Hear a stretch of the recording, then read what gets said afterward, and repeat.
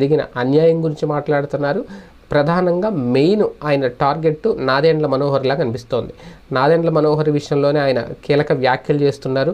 నాదెండ్ల మనోహర్ విషయంలో తీవ్ర ఆరోపణలు చేస్తున్నారు. ఒక రకంగా ఆయన వ్యాఖ్యలు చూస్తూ ఉంటే మొత్తం జనసేన ఇలా అయిపోవడానికి, జనసేనలు టీడీపీతో కలవడానికి, పొత్తు పెట్టుకోవడానికి, 175 స్థానాల్లో బరిలోకి దిగే కెపాసిటీ ఉన్నా సరే దిగకుండా కేవలం 21 స్థానాలకే పరిమితం కావడానికి, ఒక రకంగా జనసేనను తీసుకెళ్ళిపోయి తెలుగుదేశం పార్టీకి తాకట్టు పెట్టేశారు నాదెండ్ల మనోహర్ అన్న రీతిలో పోతిరి మహేష్ కీలక వ్యాఖ్యలు చేస్తున్నారు. ఎందుకంటే ఇది ఒక పోతిరి మహేషే కాదు, మొన్న మధ్యన కాకినాడ మాజీ మేయర్ సరోజ కూడా ఒక బీసీ సామాజిక వర్గానికి సంబంధించి తనకు సీట్ ఇస్తారని ఆశించాం, సీటు రాలేదు, ఇదంతా నాదెండ్ల మనోహర్ వల్లే జరిగిందని ఆమె కూడా నాదెండ్ల మనోహర్ గారి మీద రకరకాల వ్యాఖ్యలు చేసింది. ఇంకా వ్యక్తిగతంగా కూడా విమర్శించింది ఆమె.